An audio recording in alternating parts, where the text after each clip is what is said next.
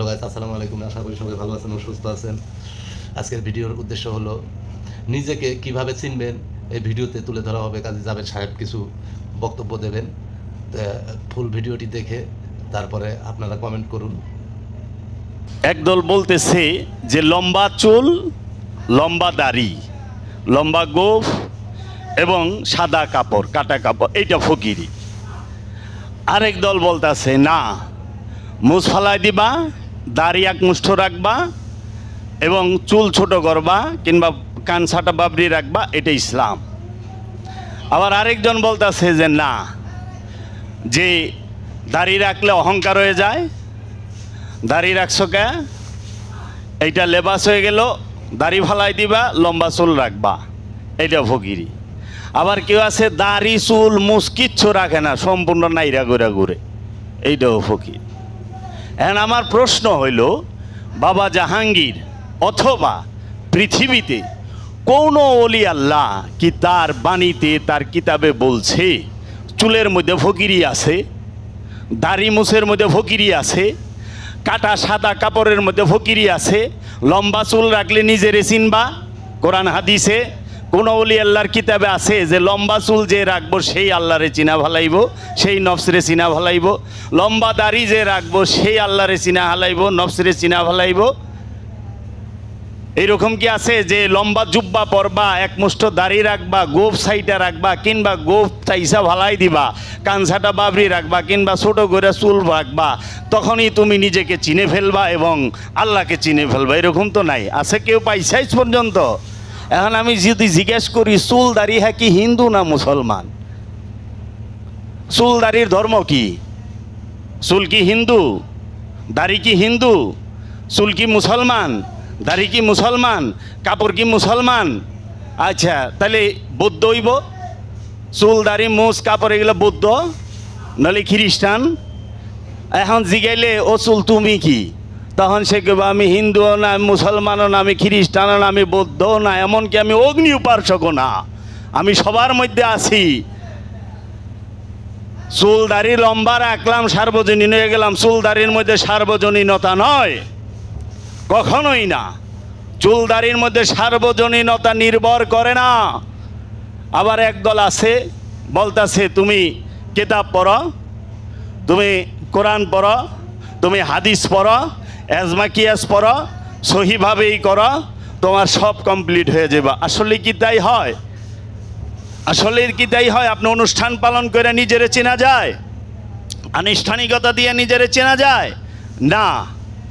তাহলে এবার আপনি একটা জিনিস খেয়াল করেন যে সার্বজনীন সেটা কি, সার্বজনীনতাটা কি? যে আমরা যে সার্বজনীন সার্বজনীন কই, আদৌ তো কি যারা সার্বজনীন কয় তারা বুঝে?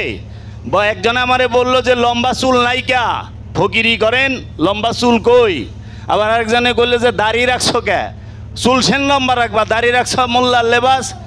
আরে দাড়ি কি মোল্লার নাকি? দাড়ি তো হিন্দু, বৌদ্ধ, খ্রিস্টান, ইহুদি সবার থাকে। আমি একটা ছবি দেখছিলাম, প্রিকে ছবি, বিরাট বড় এক গুরু ধর্মযাজক, হিন্দু গো বইয়া থাকেই বড় সিংহাসনের মধ্যে, তো পিকে করে কি 4-5টা মানুষ আনে, মানে লেবাস চেঞ্জ করে দেয়।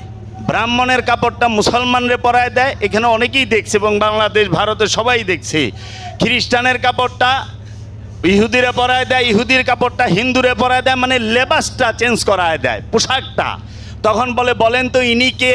কয় একে দেখাই যায় এটা হিন্দু, পৈতা ভিন্দা রইছে, ধুতি ভিন্দা রইছে, তিলক লাগাইছে, এ তো হিন্দু। কয় না, এ খ্রিস্টান, কিন্তু এরে পোশাক পাল্টায় দিছি। তো পোশাক পাল্টাইলে কোনো দিন নফসকে চেনা যায় না, পোশাক দিয়া লেবাস দিয়া কোনো দিন নফস চেনা যায় না, লেবাস দিয়া কোনো দিন খোদারে পাওয়া যায় না, লেবাস দিয়া কোনো দিন স্বভাবের পরিবর্তন হয় না। আবার অনেকে আছে বলে যে কিতাব পড়ো, কিতাব পড়ো তুমি সব পাইবা। আরে বাবা জাহাঙ্গীর নিজে বাবা জাহাঙ্গীরের বাণীর মধ্যে বলতাছে তুমি অনেক বই পড়ছো, কিতাব পড়ছো, হাদিস কোরআন পড়ছো, তুমি বিদ্যা অর্জন করছো, তুমি অনেক জ্ঞানী, একজনকে তর্কে হারাই দিতে পারবা, তোমার সাথে কেউ কথায় পারবো না। যুক্তি তর্ক তুমি এত জানো, তোমাকে তোমার সামনে কেউ কোনো কিছুই মনে হবে না। তুমি হারাই দিবা, কিন্তু তুমি সত্য পাইলা না। যুক্তি তর্ক দিয়া সত্য পাওয়া যায় না, যুক্তি তর্ক দিয়া সত্য পাওয়া যায় না, আর বিদ্যা দিয়েও সত্য পাওয়া যায় না। আমরা এইটা জানি, মহানবী বলছে আল ইলমুল হিজাব আল আকবার, আল ইলমুল হিজাব আল আকবার, একমাত্র আল মানে একমাত্র, ইলমুল মানে বিদ্যা, ইলম অর্থ বিদ্যা, আল ইলমুল হিজাব মানে পর্দা। ওই যে হিজাব পরে না, দেখেন না মাথার উপরে মেয়েরা, আল হিজাব পর্দা, আকবার মানে বড়।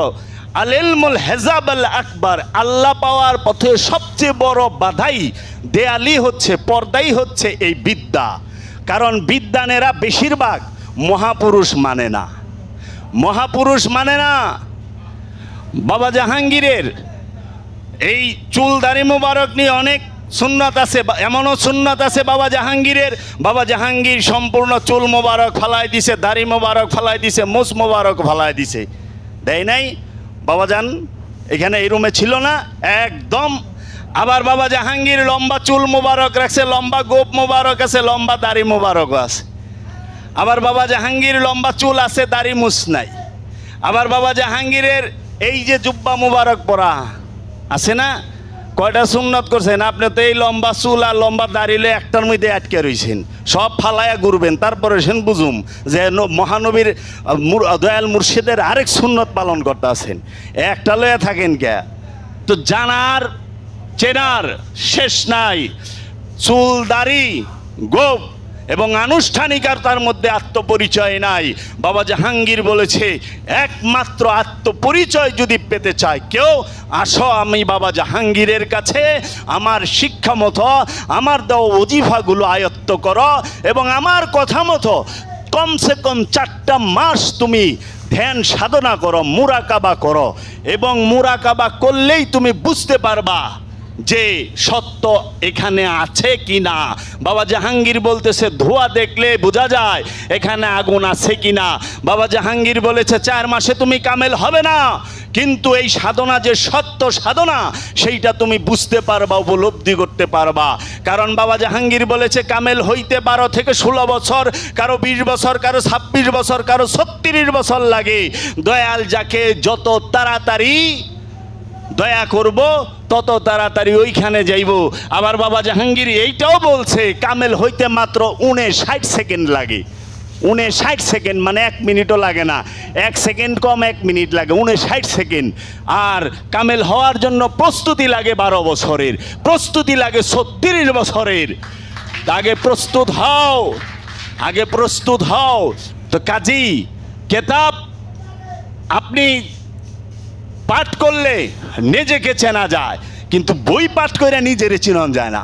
কেতাব হচ্ছে বাবা বেদম ওয়ারসি, কেতাব হচ্ছে বাবা বেদম ওয়ারসি, কেতাব হচ্ছে বাবা জাহাঙ্গীর, কেতাব হচ্ছে জান শরীফ শাহ সুরেশ্বরী, কেতাব হচ্ছে শাহ সুফি ফতে আলী ওয়াইসি। এই কেতাব আল্লাহর ওলিয়ে কামেলি হচ্ছেন জীবন্ত কেতাব, যেই কেতাবকে আল্লাহর রসুল জগতের বুকে রাইখা গেছে। এর জন্য গাদিরে ঘুমে দাঁড়ায় বলছে আমি আনা তারাকতুম ফিকুম সাকলাইন, আমি তোমাদের কাছে 2টা ভারী জিনিস রেখে গেলাম। একটা হচ্ছে কেতাব আল্লাহি রব্বুল আলামিনের কেতাব, আর আরেকটা হচ্ছে ওয়া ইত্রাদাহি, আমার নূরের বংশ, মহানবীর নূরের বংশ। এই মহানবীর নূরের বংশই হচ্ছে হাকিকি কিতাব। এর জন্য কেতাবের মধ্যে বংশ আছে, বংশের মধ্যে কেতাব আছে, কেতাব আর বংশ আলাদা না। এর জন্য এই দুইটাই কি করবে?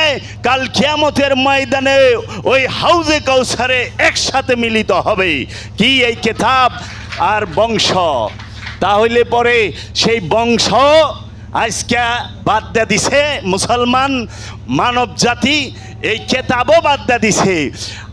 জিন্দা কেতাব, যেই কেতাব কথা বলে, নূরের কিতাব, যেই কেতাবের মধ্যে নূর আছে, সেই নূরের কেতাব রে ধামাচাপা দিয়া ওহাবি উমাইয়া আব্বাসিয়া এই রাজবংশ তাদের বেতনখোর মৌলবি দিয়া তারা কালি আর কাগজের কিতাব বানায়া সমাজের বুকে তারা প্রতিষ্ঠিত কইরা দিছে। ওই সমাজের বুকে এই কাগজ কালির কিতাবকে বানায়া নূরের কিতাবকে ধামাচাপা দেবার চেষ্টা করেছে। মানুষ জানেই না যে নূরের কেতাব আছে। কেতাব কথা বলে, কেতাব আর কোরআন এক না, কারণ কেতাবের মধ্যে কোরআনকে সংরক্ষণ করে রাখা হয় লৌহে মাহফুজের মধ্যে। এই কেতাবের মধ্যেই সব। তুমি এই কেতাবকে ধ্যান করো, ধ্যান, কেতাবের ধ্যানে নিজেকে চেনা যায়। এর জন্য ওলিয়ে কামেলের ধ্যানে আর ওলিয়ে কামেলের দয়ায় নিজেকে চেনা যায়। শুধু ধ্যান কইরাও নিজেরে চেনা যায় না।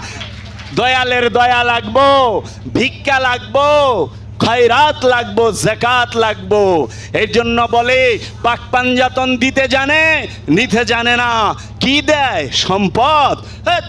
সম্পদ তো ফেরাউনও দিয়া পারে। মুক্তি দেয়। কিসে থেকে মুক্তি দেয়? কামনা থেকে। কামনা থেকে, খান্নাস থেকে মুক্তি কইরা দেয় রহিম রূপ ধারণ কইরা। রহিম রূপ ধারণ কইরা একজন সাধককে খান্নাস রূপী শয়তান থেকে মুক্ত করে দেয় কে? একজন জীবন্ত কিতাব, নূর।